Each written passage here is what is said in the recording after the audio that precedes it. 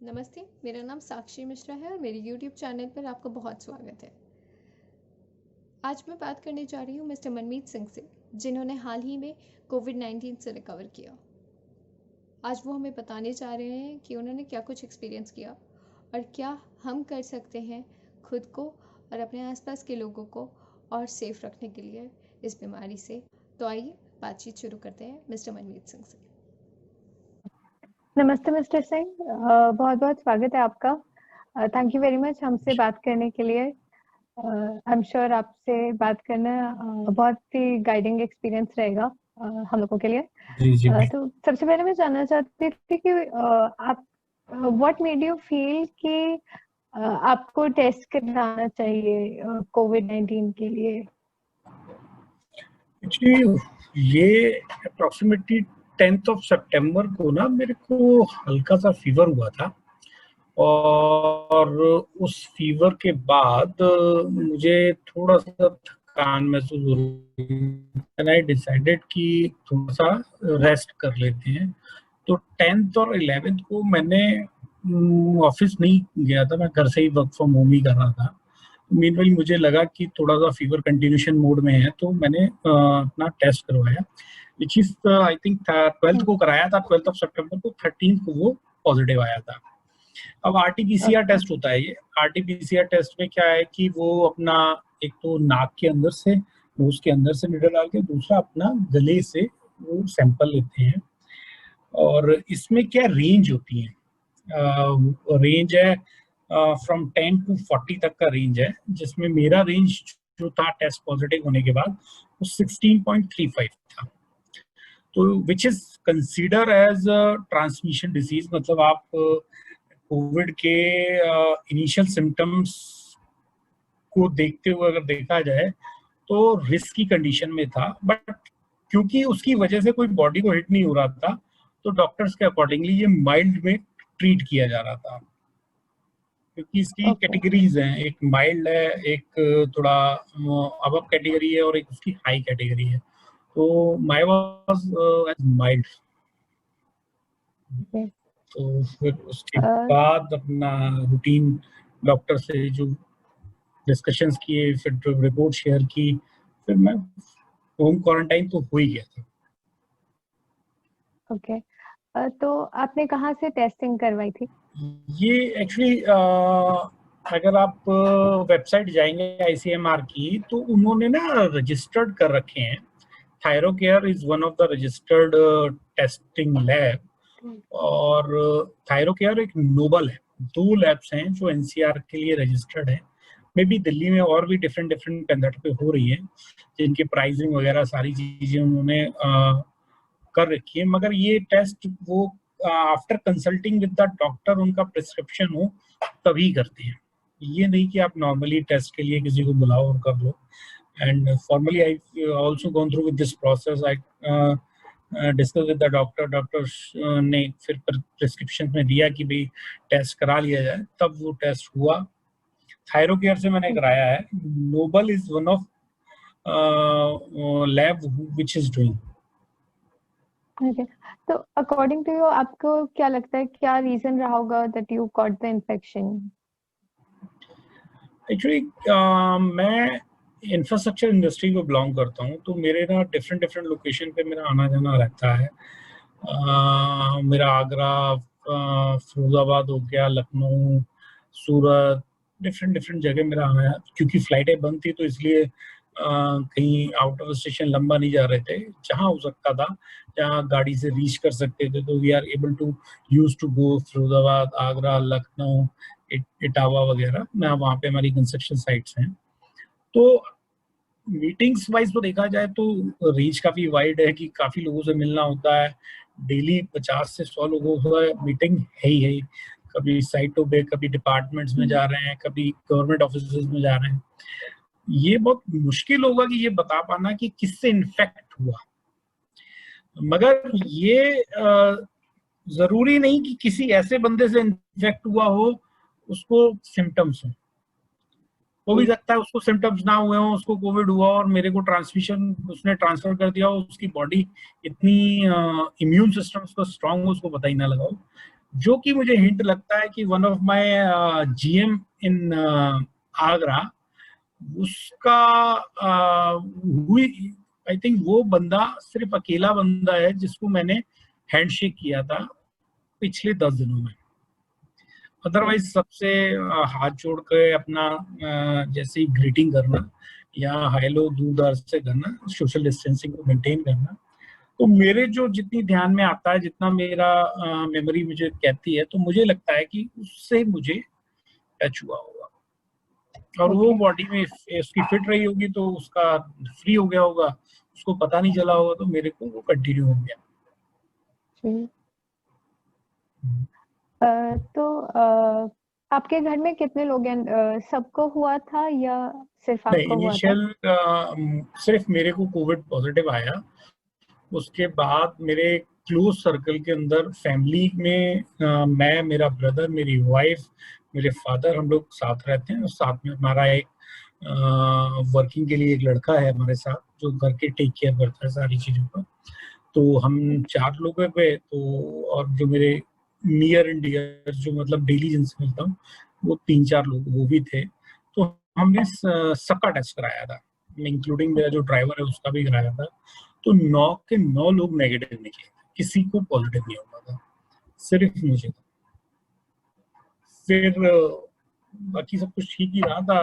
फिर मेरे को कोविड के दौरान मेरा पल्स रेट, क्योंकि इसमें ना एक hiccups is the symptoms, one of the symptoms, वो मेरे कंसिस्टेंटली हिकअप्स आ रहे थे।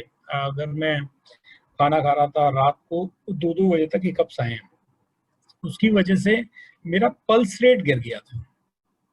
पल्स रेट मेरा अराउंड 35 आ गया था, जो कि नॉर्मल पल्स रेट 72। आज की करंट स्ट्रेस सिचुएशन में देखोगे तो ऑक्सीमीटर जो अगर घर पे हो तो हर आदमी अपना अगर पल्स रेट मेजर करेगा तो अराउंड 100, 90, 80, 100 ऐसे ही आता है। तो मेरा 35 तक चला गया था, जिसकी वजह से मुझे एडमिट होना पड़ गया हॉस्पिटल। उस वजह से मेरे ब्रदर को फिर जब मैं डिस्चार्ज होके आया तो मेरे ब्रदर को पॉजिटिव हो गया, जो कि 15 दिन बाद फिर नेगेटिव हुआ। ये स्टोरी रही थी। तो फिर वो घर पे रहे थे या फिर उनको भी हॉस्पिटल वगैरह उसका जाना नहीं, पड़ा? उसका कुछ नहीं, उसके कोई सिम्टम्स नहीं आए थे, उसको होम क्वारंटाइन में ही उसने ठीक किया। इसमें उसका नॉर्मल डॉक्टर ने सेट प्रिस्क्रिप्शन बनाया हुआ था 14 डेज का कि 1, 2, 3 क्या टैबलेट्स लेने हैं। कोई ज़्यादा इसमें सेट टैबलेट्स आई नहीं है, तो इन्होंने फेविप्लू और विटामिन की, अश्वगंधा की, ग्लोय की ये टैबलेट्स बना रखी हैं। उस सेट मेथड को दिन में 2 बार टैबलेट लेनी है, विटामिन सी की गोलियां लेनी है और उन्हीं टैबलेट्स के बेसिस पे और रूटीन खाने पीने का ठीक करना है और थोड़ा बहुत योगा करना है। यही रूटीन सबका सेट था, वही 15 दिन से उसने किया है, वही मेरा चल रहा था, यही सब कुछ रहा है। तो मतलब अब सिर्फ एलोपैथी पे नहीं, ये लोग ऑल्टरनेटिव थेरेपी पे भी जा रहे हैं डॉक्टर्स?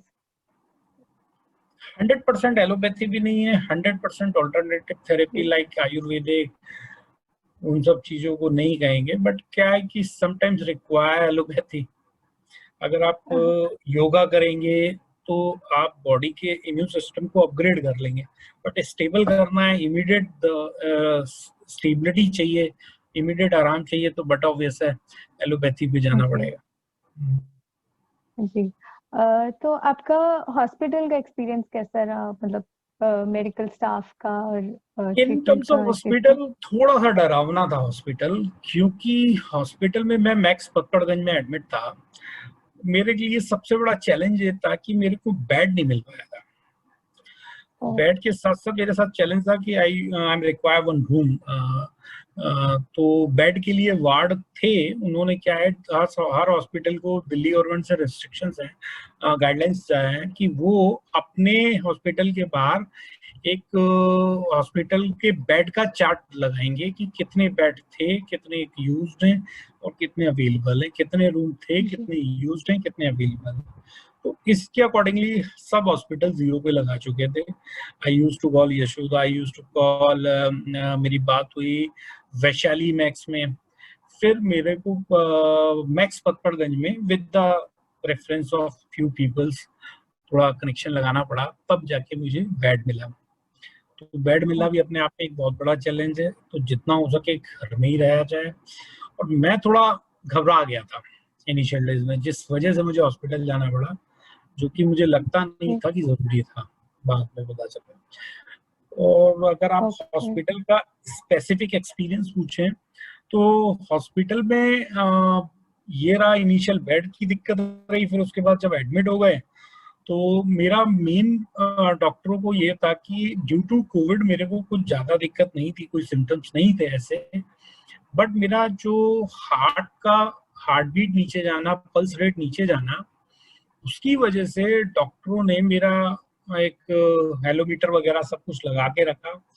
उससे मेरे कार्डियोलॉजिस्ट ने मेरे हार्ट को वॉच किया था 2 दिन लगातार, इको हुआ, ईसीजी हुआ, सीटी स्कैन हुआ, सब कुछ हुआ। तो जिसपे वो इस स्टेज पे पहुंचे थे कि जो उनके सेट पैरामीटर थे उस पे मैं फिट था, तो उन्होंने फिर कहा कि कार्डियो के हिसाब से कोई दिक्कत नहीं है, एंड हिकअप इज और पल्स रेट गिरना इज अ सिम्टम ऑफ कोविड-19। तो मतलब आपके हिसाब से बहुत ज्यादा जरूरी नहीं था आपका हॉस्पिटल नहीं, जाना? मेरे को नहीं लगा, मेरे को डिस्चार्ज होने के बाद लगा कि जरूरी नहीं। ओके। तो कोई नेगेटिव टेस्ट होने के बाद कोई आपको आफ्टर इफेक्ट्स रहे थे या अब बिल्कुल फिट थे? क्योंकि कई लोगों को जैसे टेस्ट का प्रॉब्लम और ब्रीदिंग में थोड़ा सा हेवीनेस वगैरह फील होता है कुछ केसेस में नेगेटिव टेस्ट होने के बाद। आपको नहीं ऐसा नहीं कुछ नहीं, एक्सपीरियंस हुआ था? बाकी इसमें क्या है कि टेस्ट तो मेरा जब पॉजिटिव हुआ तब से लेके अब तक कभी गया ही नहीं। Test is not a like this कि test is the issue. Test को नहीं कह सकते कि वो ऐसा ये इशू रहा है। मेरा क्या था कि नेगेटिव होने के बाद इनिशियली मेंटली बड़ा स्ट्रेस फ्री फील हुआ कि नेगेटिव आ गया, मगर बॉडी एज प्रीवियस नहीं थी। जैसे कहा जाए कि वो एनर्जी, वो I used to work 15 to 16 hours in a day, तो मेरे अंदर उतना मुझे लगा नहीं कि मैं काम कर पा रहा हूँ, मुझे थकान हो रही थी। आज भी मैं अपने आप को उस लेवल पे नहीं कह सकता कि मैं दैट काइंड ऑफ फिटनेस मेरी बॉडी के अंदर है। एंड ये कोविड-19 के अंदर लोगों का कहना ये है कि after negative we, after consultants with the doctors and all, मेरे जिया जी को भी हो चुका है जो कि लखनऊ रहते हैं, तो उनसे भी डिस्कशन हुआ, तो सबका कहना ये है कि ये 20-25 दिन, महीना और 1.5 महीना, किसी का ज्यादा किसी का कम रहेगा, कमजोरी रहेगी। और इसमें क्या है, एनर्जी जितना हो सके सेव करके रखें और अपना खाना पीना घर का सब कुछ ठीक रखें और तो बेटर रहता है। ओके। बट तो स्टिल आप मैं ये और कहूँ, हाँ जी, sorry please continue. But still ये है कि चेस्ट पेन मेरे को रहता है थोड़ा थोड़ा, जिसकी वजह से कभी कभी दर्द होता है, जो कि मैं थोड़ा बहुत पढ़ भी रहा था। 87.5% लोग ऐसे हैं जिनको आफ्टर कोविड नेगेटिव टेस्ट होने के बाद भी कुछ ना कुछ प्रॉब्लम हो रही है, और वो जी भी जी किसी की 30 डेज में, किसी का 60 डेज में, किसी का 45 डेज में, किसी का 90 डेज में जा रहा है। जी। इसीलिए मैंने ये क्वेश्चन पूछा क्योंकि मैंने भी ये चीज पढ़ी थी कहीं पर कि काफी लोगों को बाद में भी प्रॉब्लम्स कुछ ना कुछ हो रही है, इसलिए मैंने आपसे क्वेश्चन पूछा कि आपका क्या एक्सपीरियंस रहा। अब आपको और टाइम नहीं लूंगी, बस कोई और सजेशंस जो आप देना चाहें लोगों को कि क्या करना चाहिए, कैसे और सेफ रख सकते हैं आप खुद को? देखिए, सजेशन क्या है, प्रिकॉशन है, क्योंकि जब तक हो ना तब तक कोई मानता नहीं है। जनरली जी लोगों को कहा जाए प्रिकॉशन लो लो लो, कोई करता नहीं है, मैं भी वन ऑफ द, क्योंकि बट ऑब्वियस मेंटालिटी सेम ही है। तो प्रिकॉशन ली है, काफी हद तक ली है, आगे भी ले रहे हैं, बट प्रिकॉशन के साथ साथ अपडेट रहे इंसान। आई डोंट थिंक सो कि जितना हो सके डरे ना। अगर इसको थोड़ा सा भी मेंटली ले लिया, ये बीमारी ना फिजिकली है और फिजिकली एक्टिविटी से ही चली जाएगी, और मेंटली अगर इसका स्ट्रेस हो गया तो बीमारी 10% को 100% होने में टाइम नहीं लगेगा। और Okay. इसको सिर्फ फिजिकली रखा जाए कि भाई फिजिकल है, फिजिकल जो भी प्रॉब्लम होगी उसको फिजिकली रखिए कि फिजिकली ठीक करना है, दवाइयाँ लीजिए, प्रॉपर रेस्ट लीजिए, रूटीन रखिए, ठंडा और खट्टा 2 महीने कुछ ना करिए, आपका 70-80 और रेगुलर अपना वार्म वाटर जितना हो सके, हॉट वाटर पी सकते हैं हॉट पीजिए, नहीं तो वार्म पीजिए, और रेगुलर योगा कर लीजिए, और अपना स्टीम लेना एक रेगुलर कर ले अगर बंदा, क्योंकि कोविड का सबसे बड़ा इम्पैक्ट क्या है वो इस एरिया से कहते हैं कि अंदर जाता है, तो स्टीम लेते हैं तो काफी चीजें ठीक बिल्कुल। हो जाती हैं डेली के बेसिस पे अगर। Thank you very much mister Singh हमसे जुड़ने के लिए, बहुत ही गाइडिंग एक्सपीरियंस रहा। तो ये थे मिस्टर मनमीत सिंह। बहुत महत्वपूर्ण बातें बताई उन्होंने हमें, कैसे हम खुद को और ज़्यादा महफूज रख सकते हैं इस बीमारी से, कोविड-19 से। डरना नहीं है पर सावधान रहना है। स्टीम, योगा, प्राणायाम बहुत महत्वपूर्ण है। बार बार बहुत doctors, scientists, medical organisations, government सब हमें याद दिला रहे हैं। आज मिस्टर मनमीत सिंह ने भी हमें याद दिलाया। Please stay safe, stay healthy, stay fit. जल्दी आपसे फिर मुलाकात होगी।